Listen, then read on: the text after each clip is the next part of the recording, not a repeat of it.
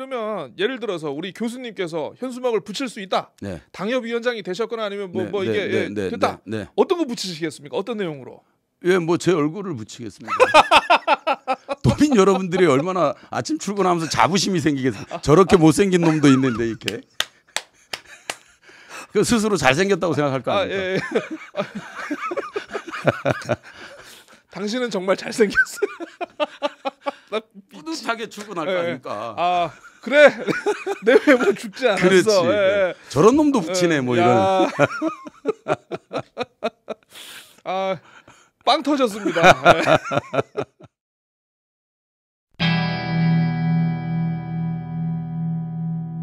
네, 지역의 일꾼을 뽑는 제22대 국회의원 선거 이제 7달가량 남았습니다.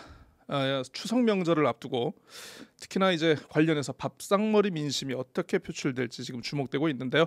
제주팟닷컴이 도내 총선 예비 후보군을 모시고 선거 관련 여러 이슈는 물론이고 출마 배경이라든가 이모저모에 대해서 얘기해보는 시간 준비해봤습니다. 오늘 두 번째 순서 될 것 같은데요.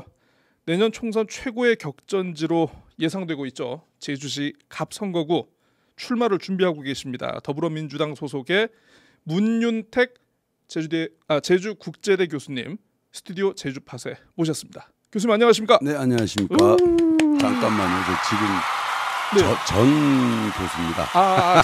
전 교수님이십니까? 네. 예, 학교가 많이 어려워지셨군요. 네. 네. 아유 죄송합니다. 제가 실수를 했네요. 전 교수님. 네. 아유 이렇게 모셨습니다. 네. 청취하시는 분들 착오 없으시길 바라겠습니다. 예. 그래도 교수님께서 아무래도 확실히 저널리즘을 공부하신 분이다 보니까 네. 이런 것도 이제 팩트 체크 그때 또 바로 잡아 주시네요. 네, 너무 좋습니다. 예. 굉장히 저는 오늘 처음 뵀는데 웃음이 굉장히 호탕하시다. 웃음만 치면 장군감이시다. 고맙습니다. 네, 그렇습니다.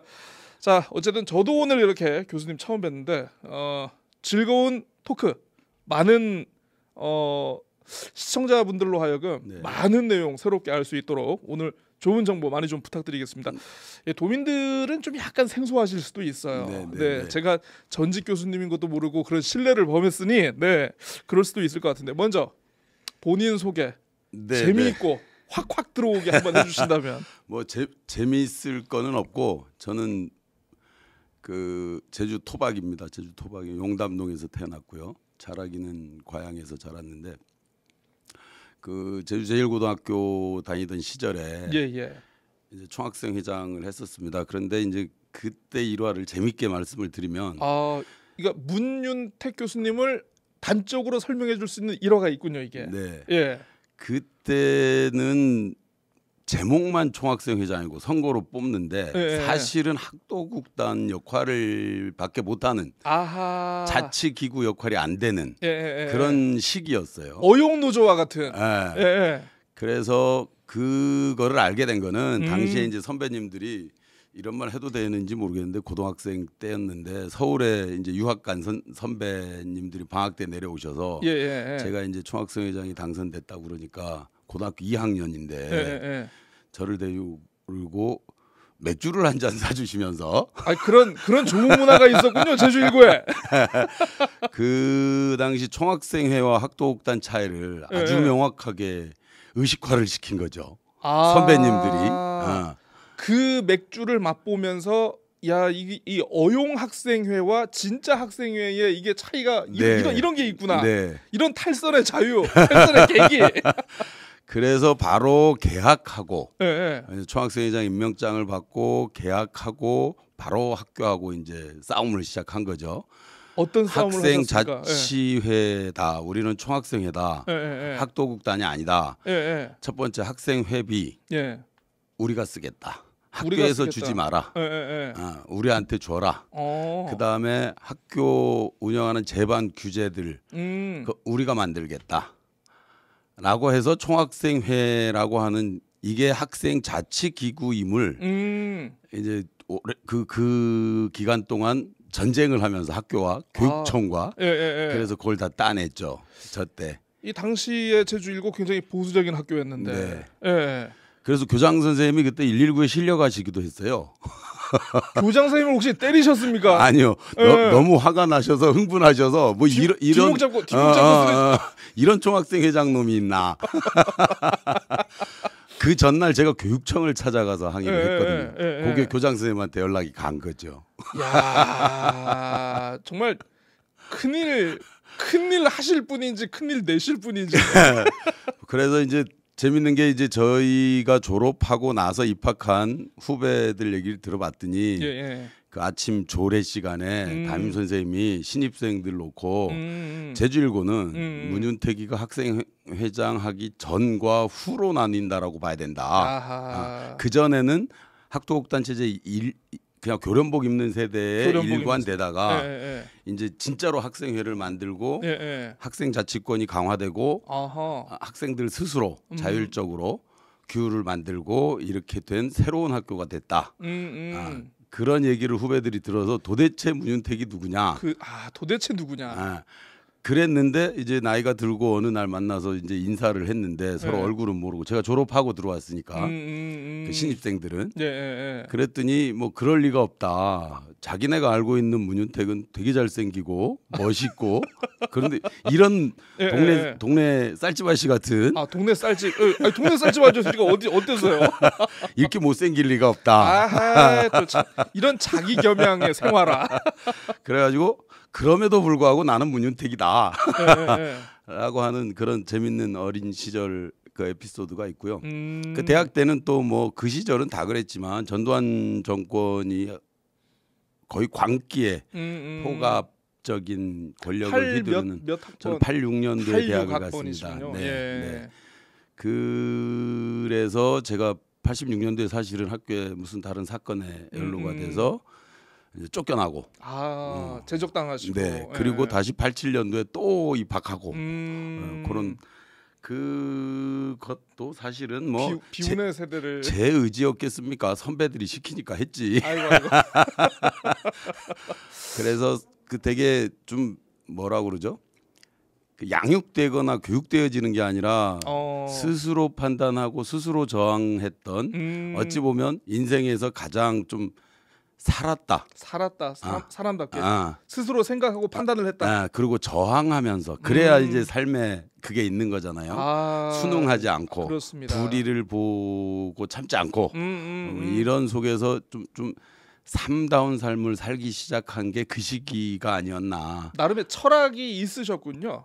교수님께서 꼭 철학이라고까지 거창한 건 아닌데 개통 철학이든 자기의 뭔가 코어가 다 선배들 잘못입니다.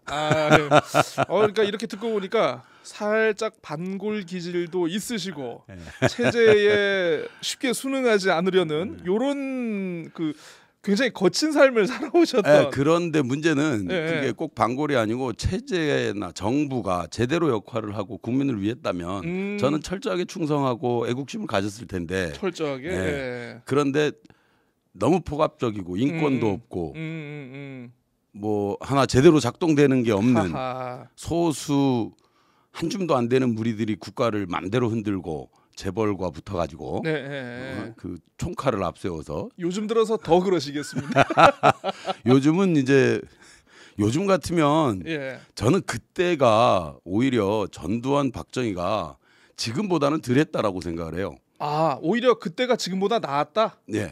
비교를 굳이 하자면. 왜냐하면 최소한 그들은 나쁜 짓을 숨어서 했어요. 밤에 몰래 납치해서 가서 고문하다가 죽으면 의문사라고 했고, 뭐 퍽하고 치니까 하고 사라졌다. 그래도 거짓말이라도 했어요. 근데 지금은 대놓고 인격살인을 하잖아요. 대놓고 떳떳하게 말도 안 되는 궤변을 들어놓으면서 바이든 날리면 같은.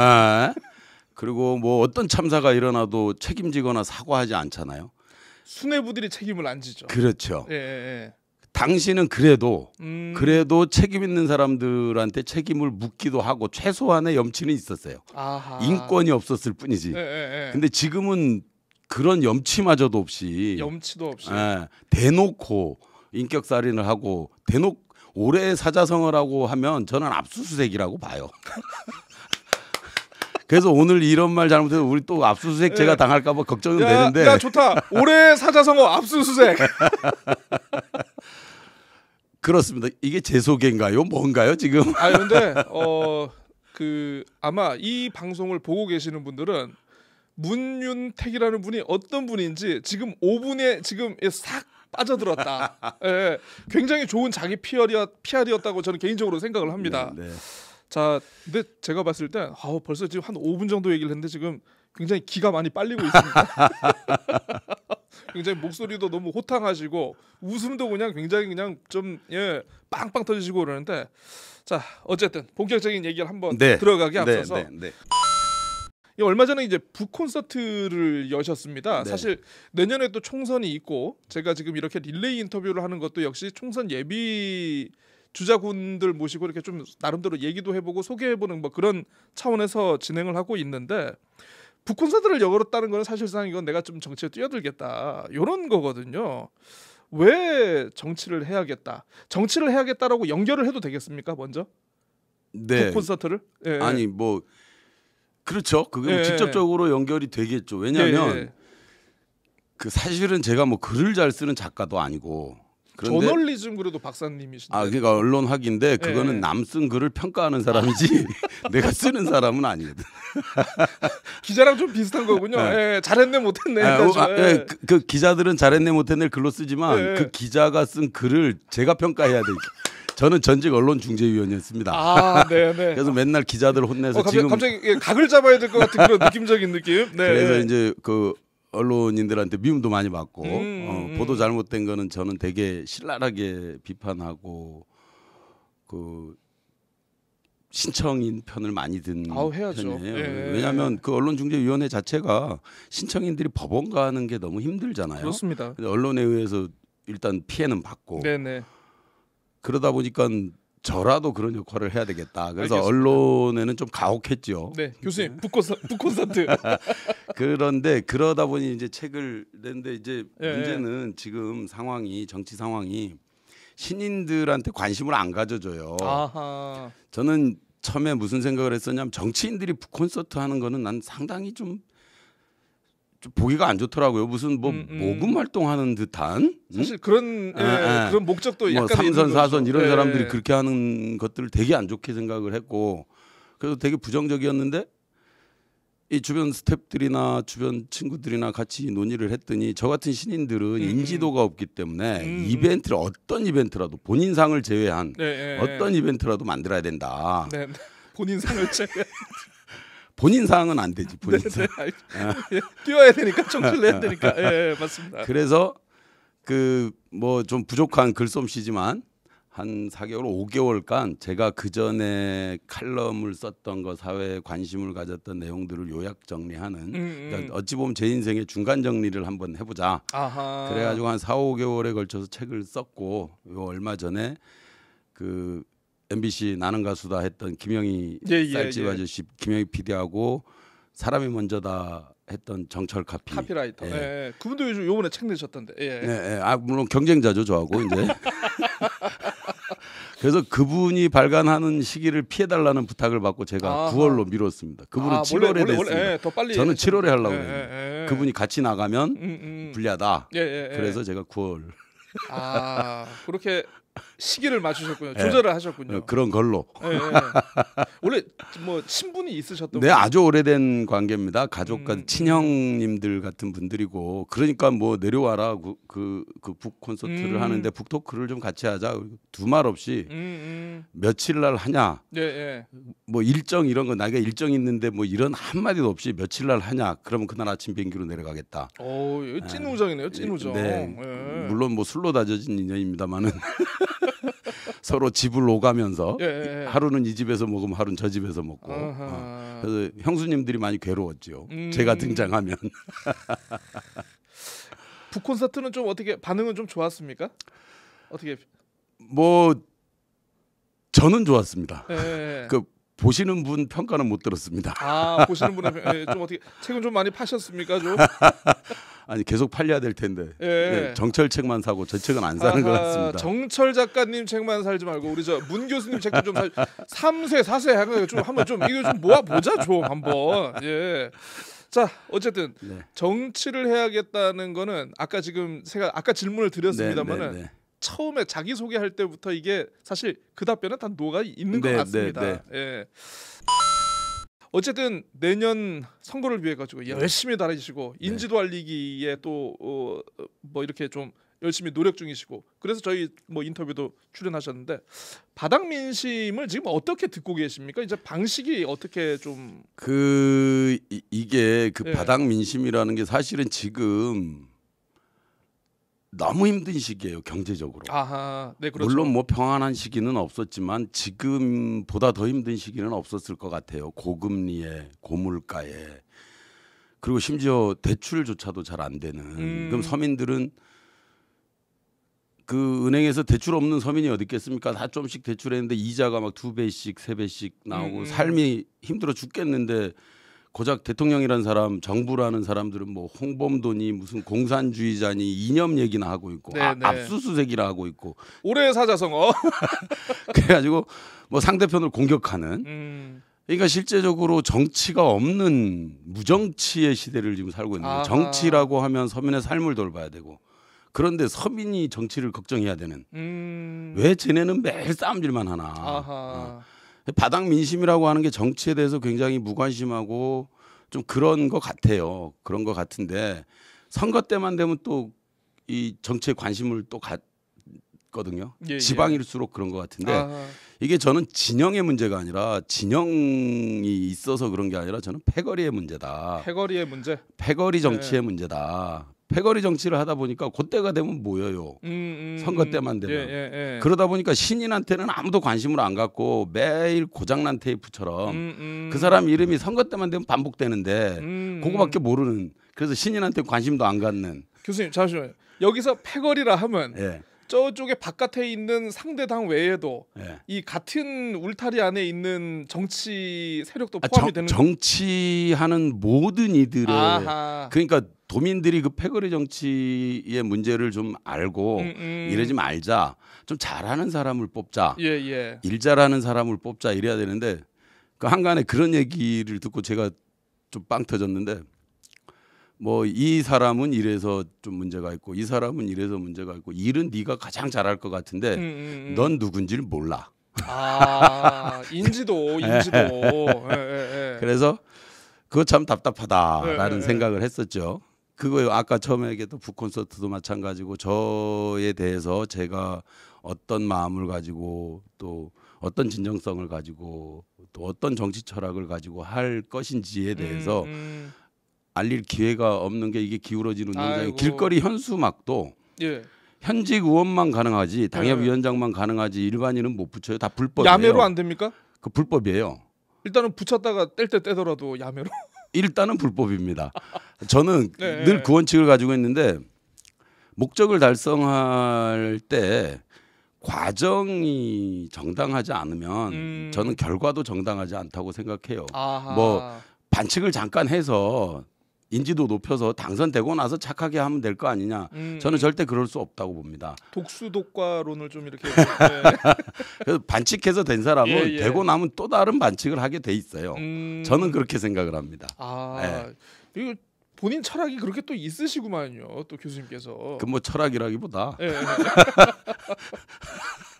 아무튼 그렇습니다. 어쨌든 이렇게 지금 어떤 정치에 대한 우리 교수님의 일반론, 인식론에 대해서 좀 들어봤는데 이제 좀 요거를 좀 한번 좀 들어봐야 될 것 같습니다. 이 같은 울타리 안에서 내년 총선 공천을 받기 위해서 경쟁하시는 분들이 있습니다. 한 분씩 좀 여쭤봐야 될 것 같은데 이 송재호 지금 의원 현역이시죠? 지난 총선 때 이제 전략 공천이 되지 않았습니까? 그렇죠. 그때 당시에 이제 박희수 전 도의장께서 반발해서 무소속으로 나가시기도 하고 그랬는데 굉장히 그때 어쨌든 제주시 갑 예비 주저군 사이에 굉장히 좀 뭔가 굉장히 혼란을 일으키는 좀 이런 일이 많이 있었던 것 같습니다. 그때 교수님께서 굉장히 좀 반발하셨던 그런 기억이 있습니다. 좀 그 당시에 전략 공천이 잘못됐다. 지금도 이 생각이 유효하십니까? 네. 저는 유권자들이 당에서 내놓은 후보 중에서 고르는 것이 아니라 유권자들이 후보를 내고 당원들이 후보를 결정해야지 중앙당 소수 몇 명이 친분 관계로 공천을 주고 예, 예. 유권자들한테 강압적으로 뽑아라라고 하는 것은 민주주의에 있어서 선거 원칙에 위배된다. 폭력적인 그 어떤 선택을 강요하는 폭력적인 조치다. 그래서 유권자들이 후보를 결정을 해야지 당선자는 당연히 유권자가 결정하지만 후보도 유권자들이 결정을 해야 된다. 얘가 잘할지 이 사람이 잘할지 저 사람이 잘할지에 대해서 그리고 내놓고 각자 유권자들도 서로 생각이 다르잖아요. 그럼 다른 사람을 뽑을 수 있단 말이에요. 하지만 후보를 추대할 때는 그 유권자들이 후보를 추대할 수 있는 기본적인 조건은 돼야 된다라고 생각을 하는 거죠. 그 뭐 결과로만 보면 정치가 너무 쉬운 거예요. 요즘 같으면 정치가 너무 쉬운 이유가 일할 필요가 없어요. 이게 뭐에 문제가 있는 거냐면 이 양당 제도에 문제가 있는 거거든요. 상대편만 못 살게 굴거나 상대편만 증오하게 하거나 상대편을 혐오하게만 만들면 내가 돼요. 고르는 건 그 둘 중 하나니까. 그러면 누가 무슨 서민을 위해서, 도민을 위해서, 국민을 위해서 어떤 정치를, 어떤 정책을, 어떤 고민을 하고 있는지는 사라져버리고, 그러니까 일자라는 경쟁은 없어지고 서로 증오와 혐오만 자꾸 주고 상대편이 무너지면 내가 그냥 자동으로 되는 거니까. 근데 그게 꼭 다른 당에만 속한 게 아니라 당 내에서 그 경선 과정에서도 그런단 말이에요. 이 사람만 잘못되면 내가 된다. 내가 뭐를 고민하고 진짜 서민, 약자 이런 부분들에 대한 나의 철학, 그다음 이게 어떤 대안을 지금 뭘 잘못한다는 평가가 중요한 것이 아니고 이 잘못된 것에 대한 대안이 무엇인가를 진지하게 고민하는 사람들이 후보로 나서고 또 서로 누가 그 대안이 올바르고 효율적이고 과학적인가를 유권자들이 결정하게 해야 되는데 이 사람 아니면 나니까 라고 하는 식의 상대방의 실수만 기다리게 그런 거죠. 잘하기보다는. 그렇죠. 그러면 그 지난 그 재보궐 선거 때 이제 제주시 의뢰 이제 김한규 당시 이제 청와대 비서관 하시다가 이제 전략공천인데 그거에 대해서도 이제 똑같이 비판적인 입장을 합니다. 갖고 계시는 거군요. 어떤 상황에서도 민주주의 사회에서 선거는 유권자 중심이어야 된다. 그렇지 않은 거는 문제가 있다라고 저는 생각을 하는 거죠. 네, 그렇습니다. 제주시갑이 참 내년에 더 뜨거운 이유 중에 하나가 문대림 전 JDC 이사장. 원래 이제 서귀포시 지역에 총선 출마를 하셨고 도지사 선거도 한 번은 본선에 그리고 한 번은 예비 후보로 이렇게 두 번씩이나 도전을 하셨는데 안 되셨어요. 이 뭐 지난해인가요? 주소지까지 바꿔가지고 제주시 갑으로 이렇게 들어오시게 됐는데 일단 요거부터 좀 듣고 싶습니다. 문대림 전 JDC 이사장의 제주시 갑 도전 어떻게 보십니까? 뭐 그 아까 그 말씀을 해주셨지만 서귀포 두 번 또 도지사 두 번 선거 과정들 를 거치면서 충분히 고민을 많이 했을 거라고 생각을 해요. 충분히 고민을 많이 했고 자기 성찰도 많이 했을 것이고 그래서 뭐 준비는 잘 돼 있을 거라고 생각을 합니다. 그래서 나는 도민을 위해서라면 준비 잘 된 사람이 돼야 되는 거죠. 송재우 의원도 충분히 그 중앙에서 자기 역할을 했다면 송재우 의원님이 뭐 또 유권자들이 뽑아줄 것이고 또 문대림 이사장도 전 이사장도 그런 긴 그 경험 속에서 그 뭐 자기 철학들을 충분히 준비를 하셨을 거라고 생각을 해요. 두 분 다 훌륭하신 분들인데 그 두 분만 보지 말고 좀 신임 문윤택을 좀 질문해주고 문윤택을 봐달라. 네. 꼭 내일 압수수색 당할 것 같습니다. 좋습니다. 제가 그러면 더 이상 그분들에 대한 질문 안 드리겠습니다. 문윤택 교수님의 경쟁력은 무엇인지. 설명을 해주십시오. 의 경쟁력이 무엇이냐 참 그 어려운데. 왜냐하면 반골 기질 좀 이런 거 말고 내가 이런 거 잘한다. 저는 첫 번째가 늘 얘기하는데 그래서도 그런 글들을 많이 쓰는데 공존이라는 단어를 저는 좋아하는데 공존이 더불어 사는 공존도 있지만 공동체의 자존감. 아, 네, 그거는 공동의 자존감. 예, 네. 어디에서 오냐면 사실은 약자들이 피해가 없어야 공동체의 자존감이 사는 것이지 공동체 속에서 대장 한두 명의 자존감으로 공동체의 자존감이 되지 않거든요. 예, 예. 저는 그렇게 생각합니다. 가족을 예를 들면 사회는 국가는 환자 중심으로 돌아가야 된다. 이게 무슨 얘기냐면 여러분들도 한번 생각을 해보세요. 집에 예, 우리 예. 가족 중에 누구 한 명이 아파요.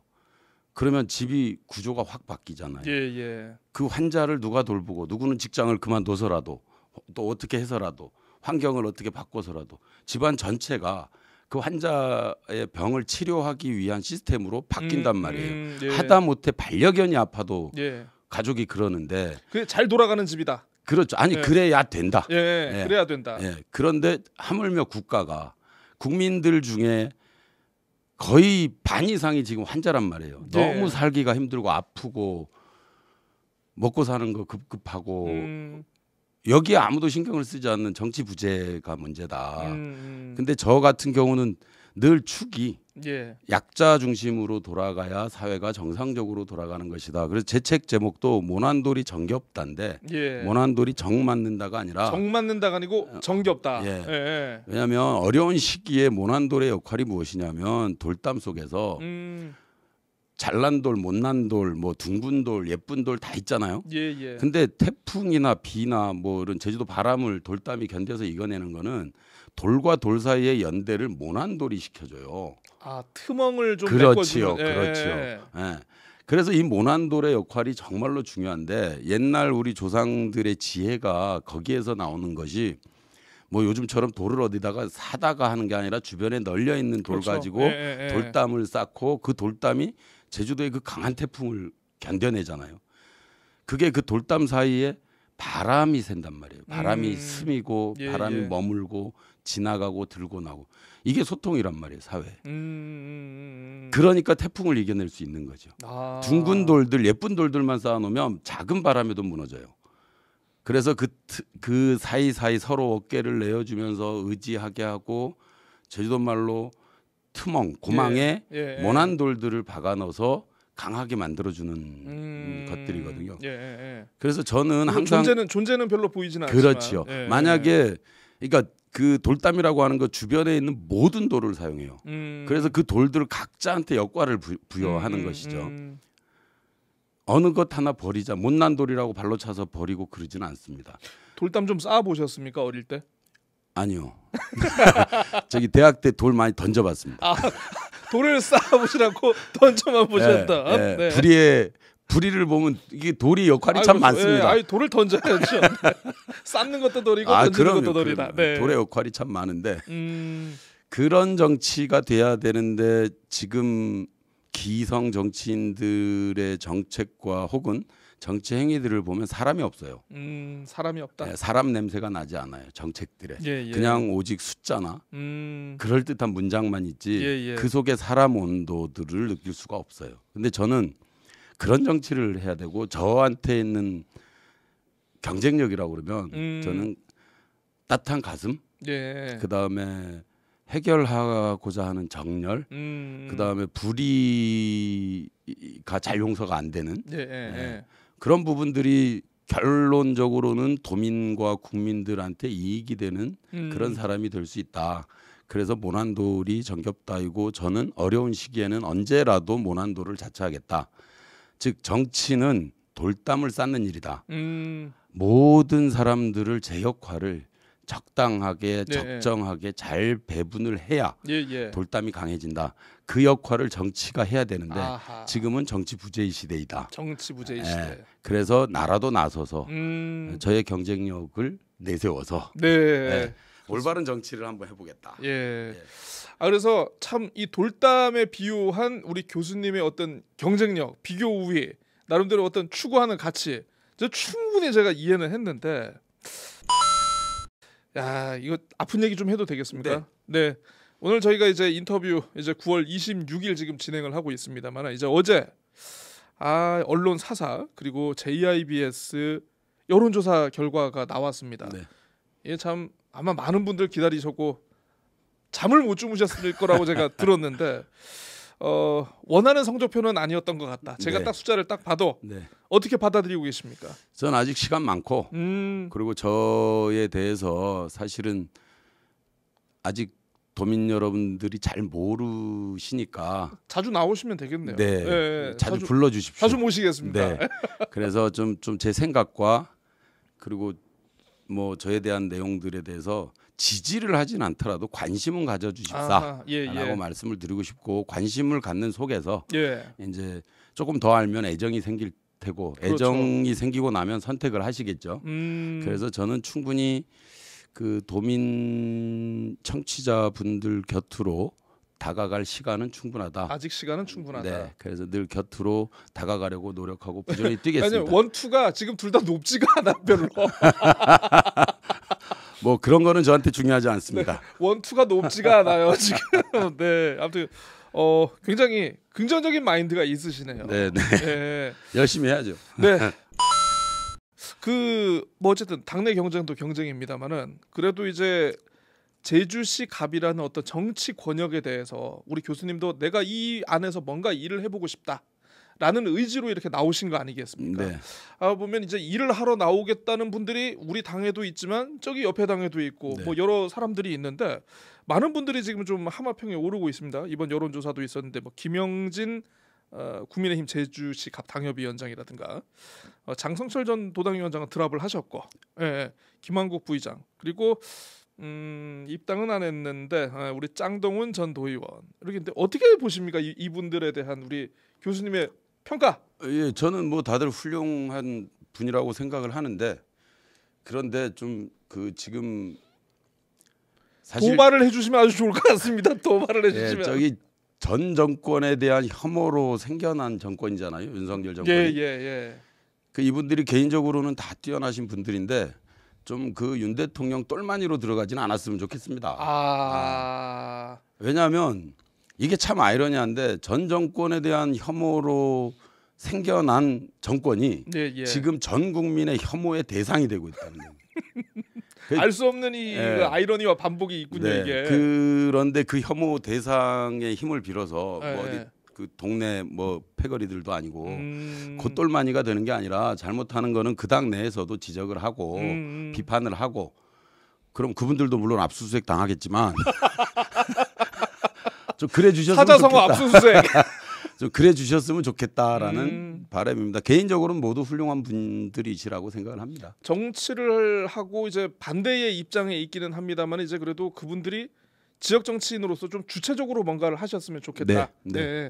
그러니까 좀 경쟁도 경쟁답게 우리가 도민사회라든가 제주시갑 선거구 구민들에게 좀 뭔가 감동적인 그런 어떤 정치의 경쟁을 펼칠 수 있게끔 이런 건 해줘야겠다. 그런 걸 바라는 이런 걸 것이고 바라시는 거군요. 대표적으로 보면 아마 도민 여러분 전부가 아니 전 국민이 지금 짜증 난 게 저부터가 짜증이 나는 게 무엇이냐면 아침에 출근길에 그 길에 붙어 있는 현수막을 보면 가슴 따뜻하고 다정한 현수막도 붙일 수 있는데 물론 그 사람들만 붙일 수 있어요. 저는 붙일 수도 없는 자격조차도 없는 신인이지만 현역 정치인들이 붙여놓은 거 보면 아침부터 짜증이 나요.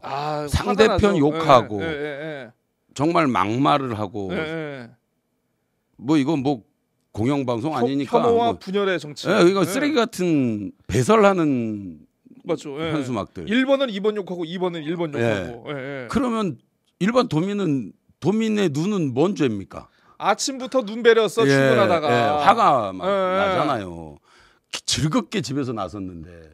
좋다. 그래서 나는 그런 현수막들 말고 좀 배시시 웃음 나올 수 있는 따뜻한 현수막도 붙이라고 권한을 줬잖아요. 그러면 도민들한테 좀 오늘 하루 안녕하십시오.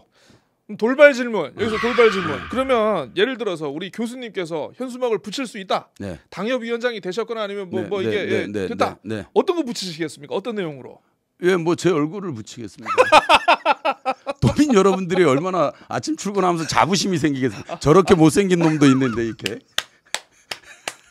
그 스스로 잘생겼다고 생각할 거 아닙니까? 당신은 정말 잘생겼어요. 뿌듯하게 출근할 거 아닙니까? 그래 내 외모 죽지 않았어. 그렇지. 예. 저런 놈도 붙이네 뭐 이런. 빵 터졌습니다. 자, 어쨌든 이렇게 가슴 따뜻한 빵 터지는 유머 이렇게 해주셨는데, 자 내년에 보니까 참 총선을 두고 지금 전망들이 많습니다. 뭐 무슨 수도권 무슨 누구발 위기론 이렇게 나오는데, 지금 얘기해주신 것처럼 지금 정부 여당의 지지도가 높지는 않아요. 국민 다수로부터 지금 지탄을 받고 있는 상황이고, 그런데 민주당도 그렇다면 그 어떤 요 지지율, 이게 민주당의 지지율로 와야 되는데 오는 것 같지도 않은데, 이게 뭐가 원인이라고 생각하십니까? 그거는 이미 말씀하신 그대로인 거예요. 못하니까 안 가는 거죠. 유권자는, 국민들은 현명해요. 민주당이 잘못하니까 지지를 안 하는 것이죠. 민주당도 지금 못하고 있다. 그럼요. 예. 왜냐하면 이게 아까도 잠깐 언급했지만 가장 큰 문제가 거대 양당제도, 저는 선거구제가 바뀌어야 된다라고 봅니다. 사람이 바뀌는 게 중요하지 않고 선거구제가 바뀌어야 되는데, 거대 양당제도다 보니까 이 사람들이 일할 생각은 안 하고 상대당 공격해가지고 공천 받고, 공천만 받으면 된다, 상대당을 증오하게 하고 말도 안 되는 소리 하고 일단은 압수수색 먼저 한번 하고 뭐 이러면 된다. 이러다 보니까 민주당 내에서도 사실은 기득권이 됐다라는 평가를 받는 게 진정성 가지고 일 잘하는 그런 경쟁을 하지 않잖아요. 근데 정치라고 하는 것은 우리 여러분들 다 아시겠지만 인간이 이렇게 진화해서 오늘까지 왔고, 모든 생물이 진화를 하는데 진화의 가장 중요한 조건이 다양성이에요. 그렇죠. 다양성이 없어지면 멸종하는 겁니다. 저도 종의기원 읽었습니다. 네. 그런데 지금 정치에 다양성이 있느냐? 없단 말이죠. 그리고 당내에 들어가도 강경파들 발언이 너무 세면 초선은 한마디도 못해요. 이게 무슨 민주적인 사회에서 정당이고, 저는 그런 부분들에 대한 문제를 빨리, 그러니까 정치인이라고 하면 1인 각자가 헌법기관이잖아요. 지금 국민들 1년 동안 뼈 빠지게 일해서 번 돈, 그거에서 세금을 떼어가서 그 세금이 1년에 600조입니다. 그 600조를 어디에 어떻게 효율적으로 쓰고 배분을 공정하게 하고 분배와 정의가 어떻게 실천이 되는가를 국회의원들이 해야 돼요. 정치가 해야 돼요.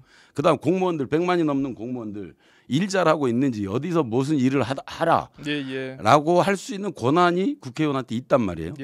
근데 어느 누구 하나 그거엔 관심 없고 저 당에서 뭘 잘못했네 이것만 관심 있고, 그러니 윤석열 정권이 아무리 똥볼을 차도 국민들은 민주당 너네는 하는 게 뭐냐 이렇게 되는 거죠. 민주당이 진정성이 보이지 않고 있기 때문에 그럴 수밖에 없는 게, 사실은 지금 대통령이 국회를 통과해서 올라와도 다 거부해 버리잖아요. 왜 그러냐면 정치는 타협인데, 서민을 위해서 이런 법률 하나를 통과시키려면 상대당하고 타협을 해야 되잖아요. 이거 하나 줄게. 이거는 좀 통과하자. 이 서민들, 노동자들, 약자들 뭐 이런 사람들 좀 살게. 그 대신 뭐 하나 너네 유리한 거 줄게. 이 타협이 돼야 되는데, 지금 대통령이 야당 대표를 한 번도 안 만났어요. 그거 타협할 필요가 없는 거예요.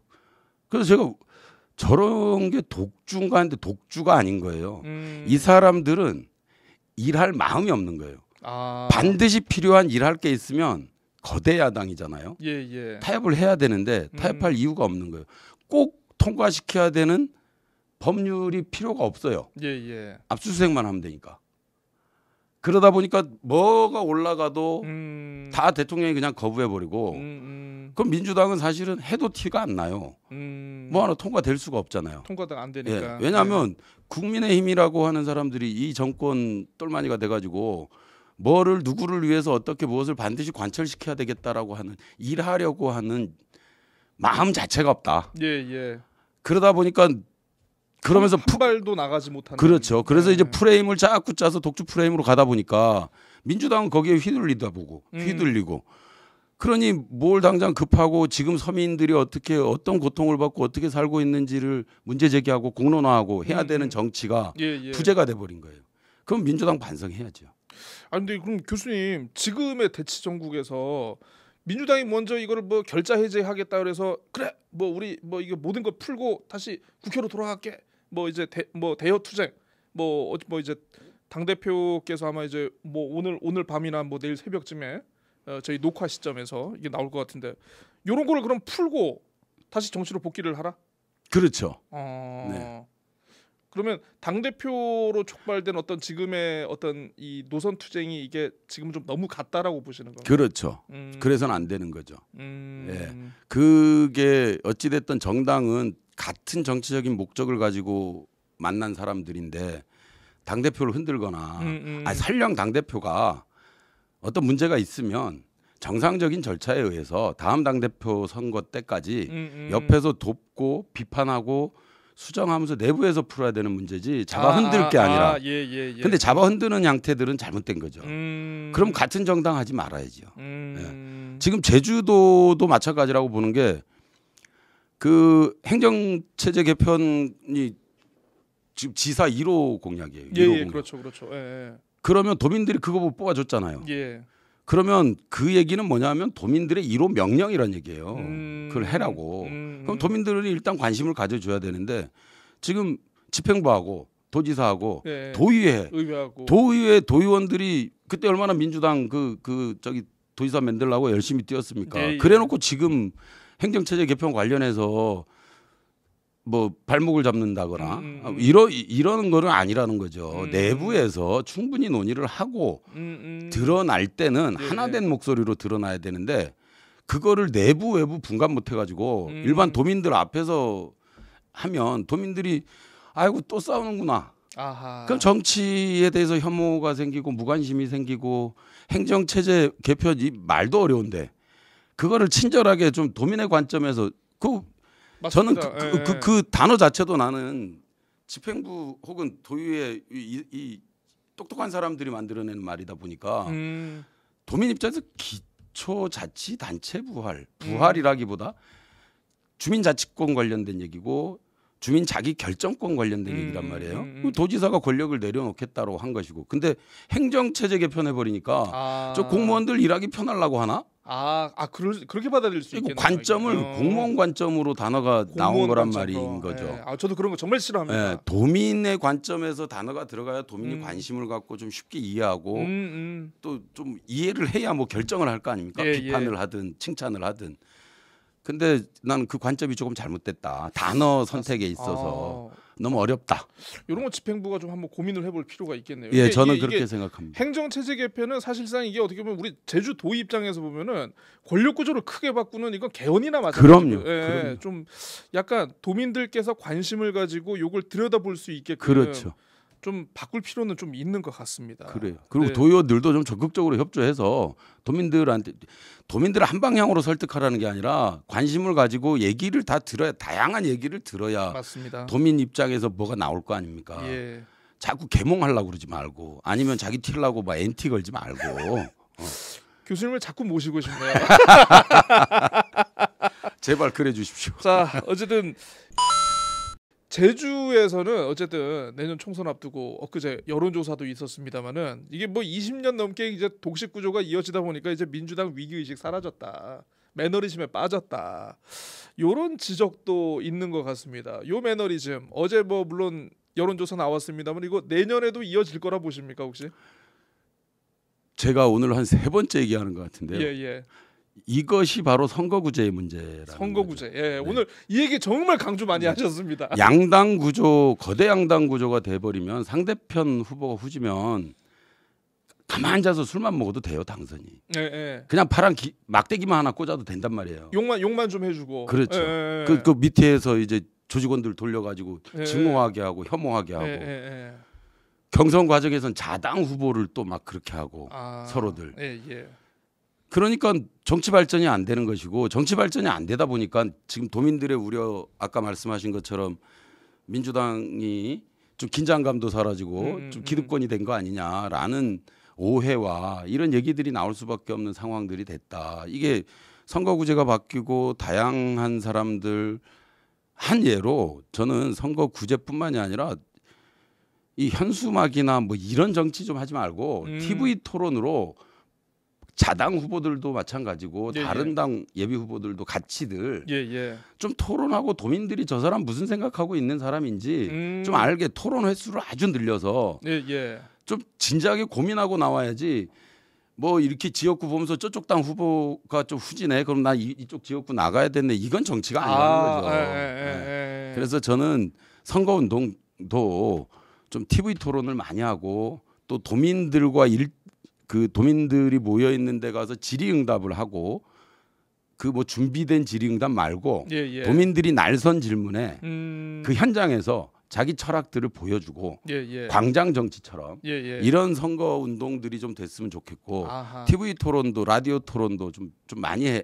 차라리 그 현수막 달 돈으로 그런 거 좀 했으면 좋겠습니다. 현수막 달 돈으로 TV 토론을 해라. 본인 돈 아니라고 너무 막 그렇게 얘기하시는 거 아닙니까? 아니 저는 그 돈도 있고 그거 달 수도 있는데 못 달게 해서. 제가 오늘 그 교수님 모시고 이렇게 인터뷰를 하면서 얼마 전에 이제 그 한 도내 이제 그 정치인 뭐 얘기를 하겠습니다. 허용진 국민의힘 도당위원장께서 문윤택 교수랑 자기랑 판을 한번 깔아달라. 정말 재미있는 토론 자기들은 할 수 있다고. 네. 예전에 뭐 그 저 영리병원 그 공론조사위원회 함께 계셨다면서요. 네. 얘기를 하시더구만요. 근데 네. 제가 오늘 교수님 얘기를 딱 듣고 제가 또 허용진 위원장님 스타일도 알고 있거든요. 네. 야 정말 이거는 정말 하나의 그 정말 개그 프로가 되겠다. 그런데 예. 그렇게 생각을 해요. 그러니까 저는 그 국민들이 정치에 대해서 혐오를 느끼고 지금 뭐 아주 많은 미디어 유튜브부터 시작해서 TV 뭐 정치 토론 뭐 딱 2개잖아요. TV 프로그램 딱 TV 돌려보면 먹방 아니면 정치 평론가들 그 매일 듣기 싫은 소리 하는 거란 말이에요. 상대편 욕하는 아니면 자기네 거짓말하는 패널들이 여기 계속 번갈아 가면서 중복 출연하죠. 또 매일 고장난 테이프잖아요. 또 거기도. 그런데 저는 정치라고 하는 건 그러니까 이 사람들이 참 궁금한 게 있어요.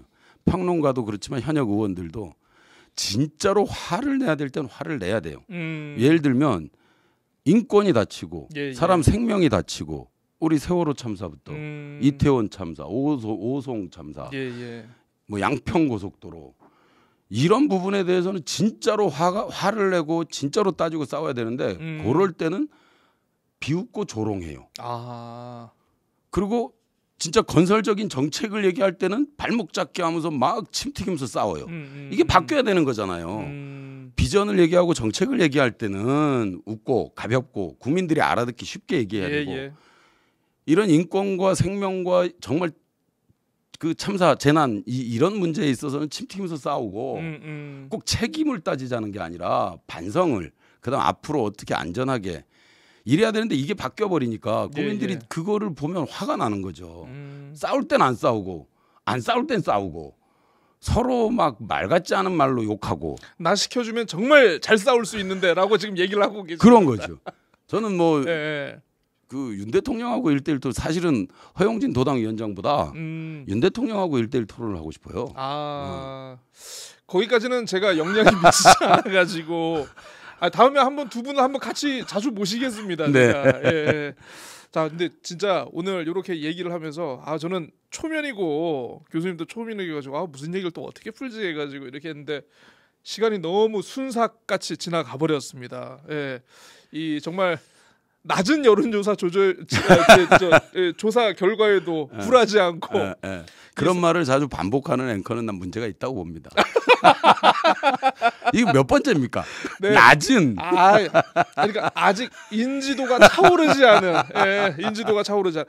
저희 방송을 통해 가지고 인지도가 더 차오르길 바랍니다. 아무튼 선거까지 남아 있는 시간도 굉장히 많습니다. 이게 또 정치는 또 생물이고 또 이제 변수가 앞으로도 그냥 몇백 번은 있을 거라고 얘기들 하지 않겠습니까? 앞으로의 활동 계획 그리고 도민들께 어떻게 나가갈지 이런 각오 한 말씀 들으면서 인터뷰 마무리하도록 하겠습니다. 네, 저기 지겹지 않게 즐겁게 방송을 보셨으면 참 감사하겠습니다. 최선을 다했습니다. 그리고 그 이제 금방 추석인데 좀 풍성한 추석이 되지 못할 것 같아요. 좀 걱정만 풍성해지고 나라 걱정, 삶 걱정만 풍성하고 실제 우리 제사상이 풍성하지 못한 모두가 걱정 한숨 이런데 이럴 때일수록 서로 사실은 넉넉할 때 나누는 것보다 어려울 때 나누는 게 더 진정성이 있고 가슴이라고 생각을 합니다. 가슴 따뜻한 추석 보내셨으면 좋겠고요. 저는 아까 말씀하셨지만 가벼운 정치를 하고 싶습니다. 가볍게 가서 막걸리 한 잔 삼촌 뭐 날씨 덥습니다. 고생하십니다 하면서 막걸리 한 사발 서로 주고받을 수 있는 그 속에서 도민들이 어려운 점이 무엇이고 화가 나는 게 무엇이고 이런 거를 많이 듣도록 노력하겠고 저의 지혜가 짧지만 있다면 저의 지혜도 많이 이렇게 말씀해 드리고 싶습니다. 많이 만나도록 최선을 다하겠습니다. 감사합니다. 네, 아유 정말 귀한 시간 내주셔가지고 이렇게 정말 재미있는 인터뷰, 간만에 빵빵 터지는 인터뷰 해봤습니다. 더불어민주당 제주시 갑 출마를 준비하고 계시는 우리 문윤택 전 제주국제대 교수님 모시고 얘기를 나눴는데 가장 앞거는 백미는 올해 사자성어는 압수수색 압수수색 당하지 않으시길 바라면서 오늘 말씀 참 즐거웠습니다. 다음에 기회 되면 또 모시도록 하겠습니다. 네, 감사합니다. 감사합니다.